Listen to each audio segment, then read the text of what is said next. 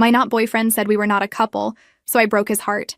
We have been seeing each other for a year, and everything looked and seemed like we are a couple. He said he loved me, and I him. He spends every weekend with me, and we have planned our first trip together, etc. Last weekend he was in bed, and I made him pancakes because his birthday was on Tuesday. He was very happy about it and joked that I was spoiling him. I said that I wanted to spoil my man. He said I am not your man, with the same energy. He didn't seem awkward or embarrassed, just as calm with a smile on his stupid face. I didn't take it seriously and said, yeah, I know you are not my man. He was more serious now and said, no, really, I am not your boyfriend. I felt sick, but I tried to be calm and I asked what we are. He said, I don't know, great FWB. I didn't say anything after that and he ate his pancakes in silence. Later he asked if we would do anything. I said that I was planning on cleaning and doing some paperwork. He left after an hour. I ran to the bathroom to be sick and I probably cried for a solid 2 hours. I couldn't keep anything in my stomach for the rest of the day. He texted that evening thanking me for the breakfast in bed and that he thought I was amazing. But I didn't answer, so he called a few times. I didn't answer. Around 10 p.m. he rang my door. I just opened a jar and pretended I was sick with the flu and was going to bed. He offered to stay the night in case I needed help during the night and I said no. I didn't answer him on Sunday or Monday and I didn't wish him a happy birthday on Tuesday either, and I have just been keeping it short texts feigning sickness. He never brought up what he said once. Then yesterday he wrote that he missed me and that he hadn't gone this long without talking to me since we met and that he was going mad. He asked if we could at least have dinner. I said that I was very busy. He said, don't you miss me? I said that I was very tired because I was out all night with a guy last night. When I sent that last message saying I was exhausted because I had spent the night with another guy, my heart was racing. I was trembling, not from guilt, because I hadn't done anything with anyone, but from anger at being made a fool. For the first time since that unbearable conversation at breakfast, I felt like I had regained some control. And it didn't take even 5 minutes. He saw it, typed, stopped, typed again, disappeared, came back. Anxiety took over my chest, but I didn't let it show. I put my phone aside and went to shower as if all of that wasn't corroding every part of my pride. When I came back, there was a response. Short. Seriously? I read it. Ignored it. The game was mine now. 2 hours later, another message. You can do whatever you want. Just don't complain later. I smiled. He thought he was threatening me, but I knew that tone. It was jealousy disguised as arrogance. He always thought he was clever. Irresistible. The prize.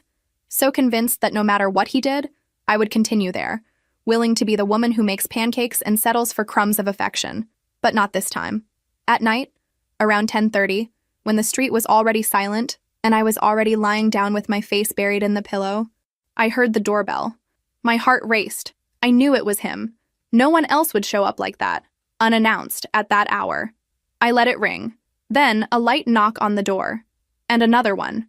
I got up slowly, without making noise, as if I were a thief in my own house. I peeked through the side window. It was him, leaning against the wall, arms crossed, with that corner-of-the-mouth smile as if he were doing me a favor by being there. Pure arrogance.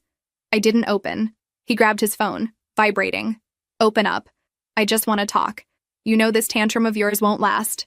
Tantrum. He thought I was having a tantrum. I replied, you said you weren't my boyfriend. I'm just enjoying my freedom. The response came in seconds. Freedom you never wanted. You'll get tired of this little theater quickly. Call me when it passes. I read that and laughed. Out loud. A dry, almost nervous laugh. He still believed I would run after him. That I would beg. That he was the prize. But that night, the one who got tired was me. Tired of begging for crumbs of dignity. Tired of being called friend with benefits after a year of sharing every weekend. Tired of preparing surprises for someone who didn't even consider me a partner? He knocked again. This time, harder. Are you going to keep pretending you're not home now? He shouted, low but firm. His voice choked with anger. You weren't like this, you know? What kind of guy did you go out with yesterday, huh? Was he good? Better than me? Silence. I didn't even expect that. He was actually jealous. The king of indifference, shaken. I almost felt vindicated there. But it still wasn't enough. I opened the window calmly and looked into his eyes. It's none of your business, I replied. You're not my boyfriend, remember? His look transformed. From arrogance came surprise. Then anger. You're not going to provoke me, ignore me, and still treat me like just anyone. Understand? But that's exactly what you did to me. For a year. He took a step back, breathed deeply, looked at the ground. Then, he stared at me again with a forced smile. You'll get tired. You'll realize that none of these guys will know you like I know you. You'll miss it. And when that happens, I'll be here. Don't be, I replied. And I closed the window. That night, he left. But I knew it wasn't over. His ego was too big to accept a no as an answer. The jealousy would grow. The insecurity too. And for the first time, I felt the game had turned. Because he might not call me his girlfriend. But now, he was the one who couldn't sleep. And me? I was just beginning. The next morning, I woke up with a heavy head and a tight chest. It was still hard to swallow all of that. His words echoed like an insistent buzzing. You'll get tired. When that happens, I'll be here. He thought he was something, in such a disgusting and arrogant way that I felt dirty just remembering that I had gotten involved with him, that I had desired that body, that touch. How could I have deluded myself so much? I grabbed my phone and started deleting old conversations. There were hundreds of messages, memes, videos, promises thrown between laughs and nights that, in my head, meant something. To him, just distraction between one hookup and another, I realize now. But the worst was yet to come. I went out for coffee with Vanessa, my best friend. I needed to talk to someone, get everything out. She had always been my anchor, my lucidity in storms. When I arrived, she looked at me with that worried expression, like someone who already felt I was about to collapse. Did he mess up again? She asked before I even sat down. I told her everything, from the conversation about not being my boyfriend to the lie about going out with another guy. When I finished, she was silent for a while. Then she breathed deeply, stirring her coffee cup as if weighing each word. Girl, there's something I never wanted to tell you. I thought he would grow up, change, but now I see he never respected you. My stomach turned. What? Do you remember that time we went to the bar with the college crowd? A few months after you two started dating? I nodded, already feeling my blood freeze. So, he came to talk to me. He complimented me, kept making too much conversation. At the time, I thought it was just friendliness. But then, when you went to the bathroom, he approached and asked if I had ever thought about hooking up with both of you at the same time. I froze, literally. I stayed motionless. Heat rose through my face and my throat closed up. What? I told him to go fuck himself, of course. I said you were my best friend and that he was an idiot. He just laughed, said it was a joke, that the important thing was to enjoy life without labels. And that was it. But after that, I started noticing. He flirted with others too, always on the sidelines. I felt bad, but I didn't want to hurt you. I closed my eyes tightly. How did I not see? How was I so blind? The way he stayed glued to his phone when he was with me, the smiles he exchanged with strangers, the new friendships on Instagram every week. And you're sure that I started to ask, but the answer came before I even finished. Yes, he's already gone out with at least 2 girls from our class. One of them told me he said he had no commitment to anyone, that it was just fun. This while he was with you every weekend. A mixture of disgust, disappointment, and humiliation took over me. I felt like screaming, breaking something, disappearing. He made me pancakes and said he loved me with the same mouth that complimented my friends behind my back. And he still thought I would beg for him. He used me, deceived me, treated me like an option, like a safe base while he experimented with the world. While he collected bodies, kisses, and glances, I was there, giving myself, surrendering, thinking the love was reciprocal. But it wasn't love. It was convenience. It was ego. I spent the rest of the afternoon in silence. Vanessa tried to talk more, but I could only shake my head. The world around me seemed in slow motion. The laughter of other customers in the cafe irritated me. I wanted to get up and scream for everyone to hear. He didn't love me. He lied to me. He's a fraud. But I stayed quiet. On the way home, anger transformed into something even more powerful. Focus. I wasn't going to cry anymore. I wasn't going to hide anymore. He underestimated me. And now he was going to find out what it means to play with the wrong heart. I spent the night awake, sitting on the couch, going over everything. Every word, every attitude, every slip. I put together the puzzle, and in the end, I saw the clear portrait of a scoundrel. But this time, I wouldn't just be another piece. The revenge, the one that was being slowly drawn inside me, was almost ready. And when it was put into practice, he would taste the bitter flavor of being disposable, the same way he made me feel. The plan began to form that very night, between dry tears and lost gazes at the ceiling. But it wasn't driven just by pain. It was by truth. by the brutal clarity that came after the last disappointment. I didn't just want to disappear from his life. I wanted him to see, for him to feel, for him to live the same discomfort he planted in me during all those months when he pretended to be something he never was. And, ironically, the idea came when I thought of the only person who had already warned me about him, Lucas. Lucas was the complete opposite of that idiot. Polite, calm, always with a gentle sense of humor and an honest look. A guy who listened more than he spoke, who didn't need to show off or compete for attention. The first time we met was at a party when my almost boyfriend introduced me to him with that typical tone of possession, as if saying, "This is my girl. Don't try anything." Lucas smiled and greeted me with respect, but it was only when we met again, by chance, at an academic event weeks later, that we really talked. I remember his words perfectly from that night.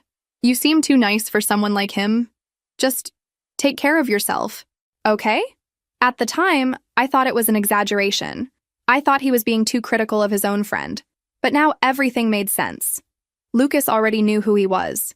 He had already seen the rot up close. And now, he would be part of my healing. Not because I wanted to play with someone's feelings, but because, for the first time, I wanted to put myself as a priority. And yes, maybe a little revenge entered the package. I wanted him to see that there were better men, that there were people who knew how to love, and that the woman he dismissed was desired by someone with more character than he would ever have. I sent a direct message to Lucas. Something simple. "Hi, I know this might seem strange, but you're right about him, and I wanted to thank you for being honest. Do you have time this week? I wanted to talk." He replied half an hour later. "I do.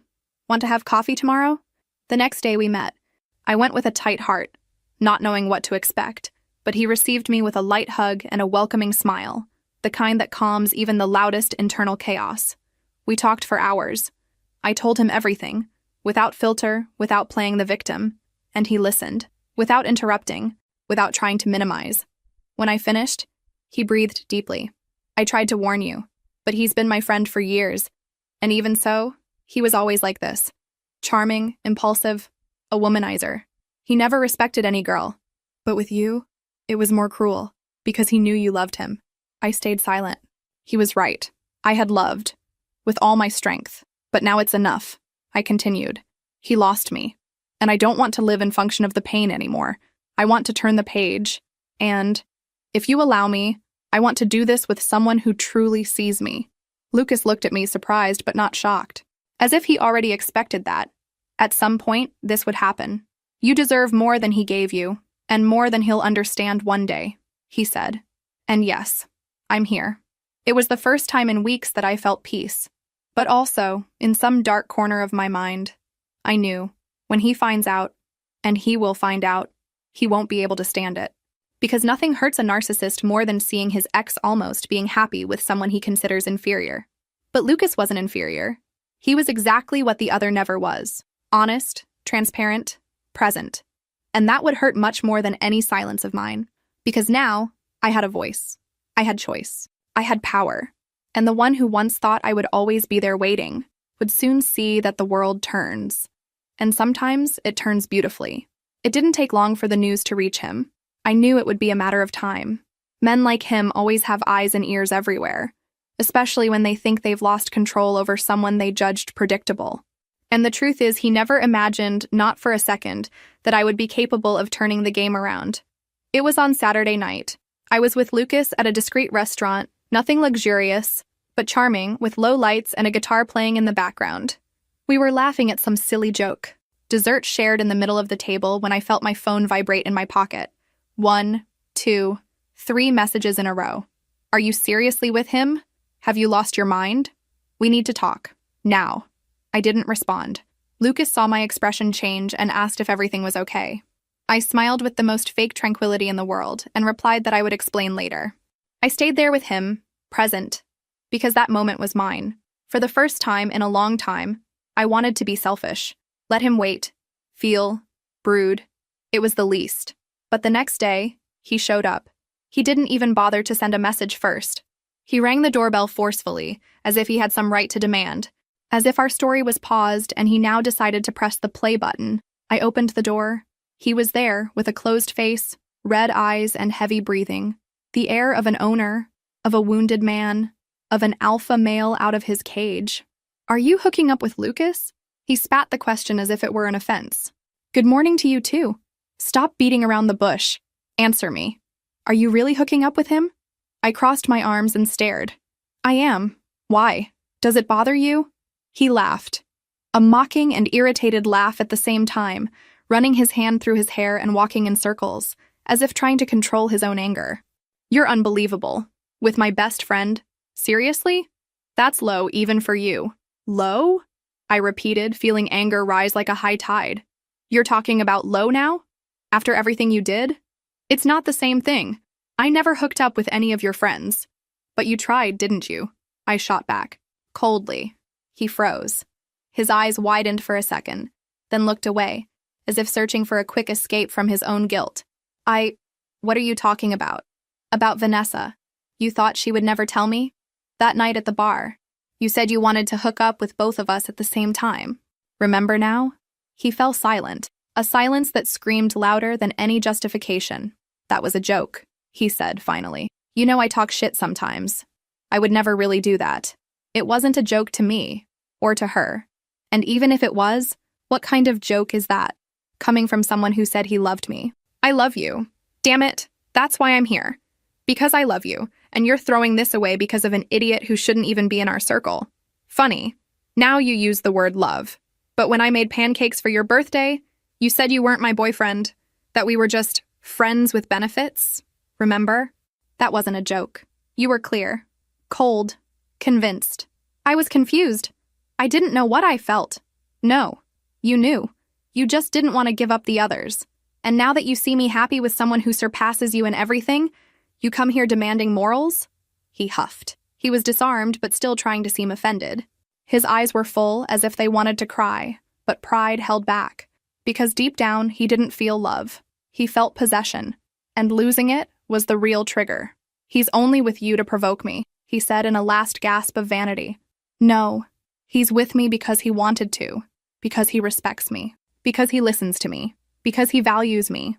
Something you never did. He looked at me, as if he were seeing a stranger. As if, for the first time, he understood that I was no longer the woman who made pancakes smiling and waited for a crumb of affection. I was someone else. In this version, he didn't know, and wouldn't have the chance to know. Go away, I said firmly, and enjoy the walk to think about everything you lost. He hesitated. He looked around, as if looking for something that would make him stay. But there was nothing left. No excuse. No chance. No us. And I closed the door. Not just of the house, but of the story. The following Monday, while I was still processing everything that had happened with the not-boyfriend over the weekend, his unexpected visit, the shouting, the look of surprise when he discovered I knew everything, I received a message from Lucas. Hey, I wanted to take you away from routine this week. Want to have dinner with me again? Nothing fancy, I promise. Just me, you, and good pizza. I smiled. For the first time in days, I really smiled. The kind of smile that isn't a response to a provocation or a bitter victory. It was just lightness, peace, a genuine desire to be with someone without having to walk on eggshells or pretend to be less than I am. I replied with a simple, Wednesday night is all yours. And that was it. Simple, direct, true, like he always was with me. On Wednesday, I got ready more calmly. Nothing exaggerated. Jeans, a light blouse, and just mascara to bring life to my eyes. It wasn't about impressing. It was about feeling good. About going out with someone who made me laugh, who listened to me, who treated me like a priority, not like a pastime. He came to pick me up. He opened the car door with that somewhat shy, somewhat gentleman from the past century way, and greeted me with a sincere smile. I missed your laugh, he said as soon as I got in. And I missed someone who makes me laugh, I replied. We went to a small but charming pizzeria in downtown. A cozy place, old wooden tables, funny pictures on the walls, and a waiter who already seemed to know Lucas by name. The usual? The waiter asked with a smile. Today I have special company, so I wanted extra good, Lucas replied, looking at me with that calm and warm gaze. We talked about everything. Work, music, teenage embarrassments, old movies we love that no one else watches anymore. I laughed, caught myself playing with my hair, crossing and uncrossing my legs, as if my whole body was reacting to the lightness of the night. It was so different from the heavy conversations and tense silences I used to live. There, I was myself, whole, without fear. After the pizza, we walked down the street, unhurried, like people who don't want the night to end. He asked me if I was okay after what happened with his ex-friend, and I answered honestly, I'm not 100% yet, but I'm rebuilding myself, little by little. And you've been helping with that more than you imagine. He smiled, but this time it was a different smile, a little more serious, more loaded with feeling. I never wanted to interfere, never wanted to force anything.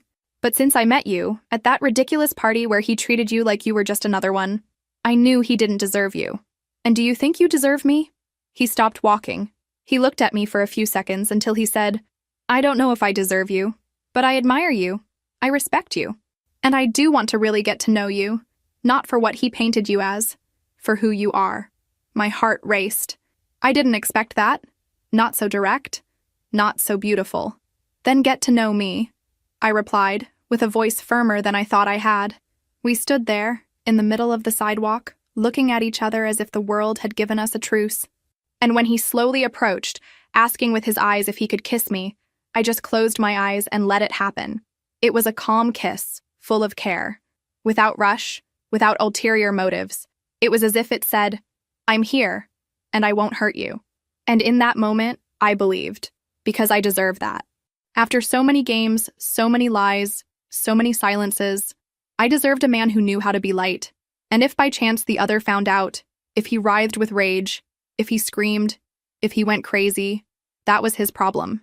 The pain he caused me no longer imprisoned me. And now I had someone who looked at me like no one had ever looked before. Without fear, without doubt, as if I had finally chosen right. A few weeks after that kiss with Lucas, my life seemed to have found a new axis. It wasn't perfect. Nothing is. But for the first time in a long time, I woke up calm. Without waiting for messages that didn't come, without measuring words, without walking on eggshells. Lucas didn't make me play games. He was just there, present, real. And that, for someone like me who spent a year being treated like an option with exclusive packaging, was liberating. We started going out frequently. Movies, cafes, walks, nights at home cooking together. He knew my silences and didn't fill them with empty promises. He just listened to me, made me laugh, made me feel seen, and of course the other couldn't stand it. His ego wouldn't let him. In the third week, he showed up in front of the building where I lived. Without warning. He looked like someone who hadn't slept for days. Wrinkled clothes, red eyes. But even so, his pride was intact. Arrogance doesn't wash away with tears. You've become a slut. He spat as soon as he saw me coming down, without even saying good morning. The word hit my chest like a spark, but instead of igniting me inside, it froze me. For a second, just a second, I almost laughed. Sluts, in your head, are women who don't kneel when you snap your fingers, right? I replied, crossing my arms. Who don't make pancakes on your birthday after hearing they're not your girlfriend? He huffed, paced back and forth like a caged animal. You're with Lucas. Lucas? My best friend? Do you think that's right? Do you think that's dignified? What I think, I said, approaching, is that you were never my boyfriend, remember? You repeated that like a mantra. Friends with benefits. No labels. Just have fun. Well then. I freed myself from your label of nothing and found someone who wanted to be everything. He stared at me with anger. But it was anger at himself, and I knew it. And you know what the difference between you and him is? I continued. You desired me. He chose me. You used me to inflate your ego. He listens to me, respects me, values me. You left me crying whole nights. He makes me sleep smiling. He tried to laugh as if he were above it all. He's just using you to get to me. No, dear. He doesn't even talk about you. You're the past. A mistake I've already overcome. The one who's still obsessed here is you. He closed his face, fists clenched. But I wasn't afraid. You were never a man to me. You were a spoiled boy who collected women like trophies, and now you're freaking out because one of them decided to leave the shelf. Do you think he'll love you forever? He screamed without arguments. He'll get tired too. Everyone gets tired. Maybe so. Or not. But at least if it ends, it will be with dignity. With respect. Not with lies, betrayal, and cowardice. He fell silent, for the first time, without an answer. The mask of superiority slowly falling. Then I delivered the final blow. I was everything you said you wanted. Faithful, present, caring, dedicated. But you were so busy trying to seem free that you lost someone who just wanted to love you. And the worst part, you didn't lose to a stranger, but to someone who saw your trash and still decided to see me. He lowered his gaze, swallowed hard, and turned his back. He left without saying anything else.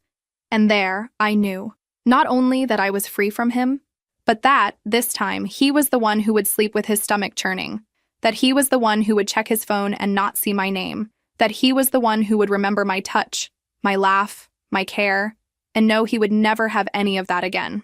Vanessa, my best friend, never wanted to know about him again. She distanced herself from everyone in common who still insisted on saying that he just didn't know how to love. She said that those who don't know how to love, learn. Only those who don't want to, don't learn. And he, clearly, never wanted to. Lucas, on the other hand, stayed by my side. Not as a consolation prize, but as someone who saw my cracks and decided not to run away. He made me remember that love isn't noise, drama, or uncertainty. It's presence. It's peace. And as for me, I didn't become cold or bitter, but I stopped accepting the minimum disguised as everything. I learned that whoever doesn't claim you doesn't deserve you. Whoever diminishes you when you give yourself isn't a man. He's just a boy playing at having a woman. And especially, I learned that we don't beg for love. We withdraw, with class, with dignity, and let karma do the rest. A few months passed since that last confrontation, and the storm finally dissipated from my life. The one who once swore not to be my boyfriend, who laughed at my dedication, my affection, my loyalty, today is nothing more than a distant shadow. I hear from time to time that he still comments about me, as if we were an unresolved story. Some mutual friends say he's been quieter, more lost, more bitter. But honestly, I don't care anymore, because now, I'm happy, truly happy. Lucas and I made our relationship official in a light way, without pressure, without social media making a fuss. It was on a common late afternoon, after coffee and a walk in the park. He held my hand, looked into my eyes and said, "I know you came from a place where love was doubt, but with me, I want it to be certainty. If you're still ready to love, I'm here. Not as a prize, but as someone who wants to build something with you." I said yes, and I never regretted it. Today, our days are calm, full of laughter, long conversations, and lingering kisses. He makes me pancakes, and I make sure to remember how good it is to have someone who isn't afraid to say, "I love you," and prove it every day, without needing to play games. The pain of the past still exists, but now it's just a scar. It doesn't hurt anymore. It just serves to remind me how much I've grown, how much I deserve, how much I accepted crumbs for so long, without knowing there was a feast waiting for me at the right table, next to the right person. Lucas was never a trophy of my revenge. He was the unexpected cure, the beautiful detail after so much mess, the soft light after so much darkness. And me? I'm the one he didn't want to claim, who he said wasn't his girlfriend, who he thought would beg for crumbs of attention. Today, I'm the official girlfriend of his best friend, the one who walks hand in hand down the street without needing to hide, the one who is introduced with pride, not as a friend, but as the woman I chose. And if there's one thing I learned from all this, it's that whoever doesn't claim you doesn't deserve you. Whoever underestimates you loses you. And whoever knows what they have in their hands takes care of it. Loves it, stays,